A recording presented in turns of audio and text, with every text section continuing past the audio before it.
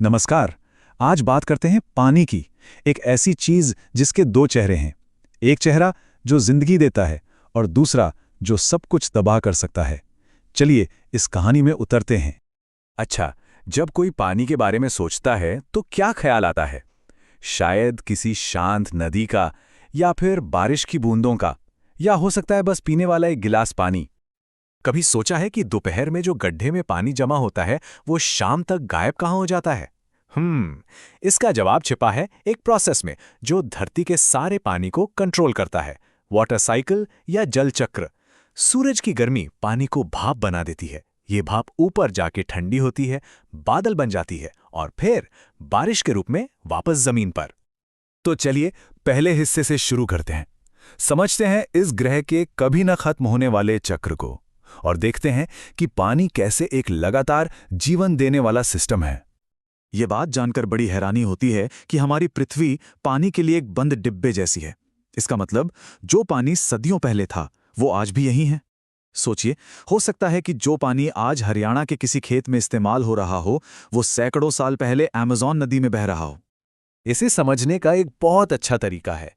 हमारी पृथ्वी ना एक बहुत बड़े थलशाला या टेरेरियम जैसी है। एक ऐसा बंद शीशे का घर जिसमें पानी कभी खत्म नहीं होता, बस घूमता रहता है, रिसाइकल होता रहता है।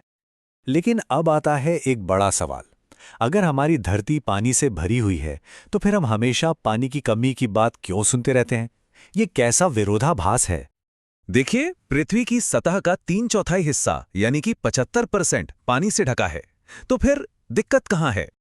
दिक्कत ये है, इस सारे पानी में से 97.3% पानी खारा है। ये वो पानी है जो समंदर और महासागरों में है और हमारे ज्यादातर कामों के लिए बेकार है।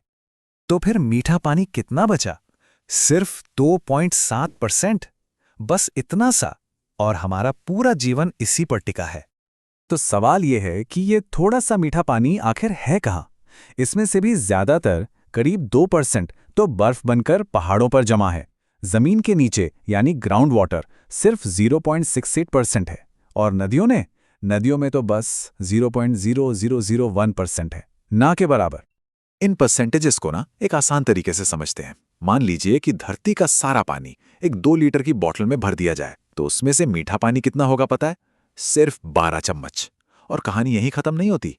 उन 12 चम्मचों में से भी 9 चम्मच तो बर्फ के रूप में जमे हुए हैं, 2 चम्मच जमीन के नीचे हैं, आधा चम्मच झीलों में, और पूरी दुनिया की सारी नदियों को मिला दें तो बनता है सिर्फ 1 बूंद पानी। सिर्फ 1 बूंद। और यही वो एक बूंद है जिसकी वजह से हम दुनिया भर में पानी की कमी और सूखती नदियों की खबरें पढ़ते और सुनते हैं। अब समझ में आया कि वो एक बूंद हमारे लिए कितनी कीमती है। चलिए अब पानी के बंटवारे से आगे बढ़ते हैं और महासागरों की जबरदस्त ताकत और उनकी हलचल पर ध्यान देते हैं। किसी झील का पानी तो शांत हो सकता है, लेकिन समंदर का पानी वो कभी नहीं रुकता। वो हमेशा चलता रहता है, लहरों के रूप में, ज्वार भाटे के रूप में, धाराओं के रूप में। ये लगातार हिलता डुलता रहता है। और ये जो लगातार चलने वाली गति है, चाहे वो हल्की लहरें हों या फिर बड़ी बड़ी विशाल तरंगें, ये समुंदर की पहचान है। ये उसकी ताकत का एक एहसास है जो कभी खत्म नहीं होता। तो अब वक्त है पानी के दूसरे चेहरे को देखने का। उसका वो रूप जब वो शांत नहीं रहता, जब समंदर गरजता है। सुनामी, ये एक जापानी शब्द है। इसका मतलब होता है हार्बर वेव या बंदरगाह की लहरें। ऐसा इसलिए क्योंकि जब ये आती हैं तो सबसे पहले बंदरगाहों को ही तबाह कर देती हैं।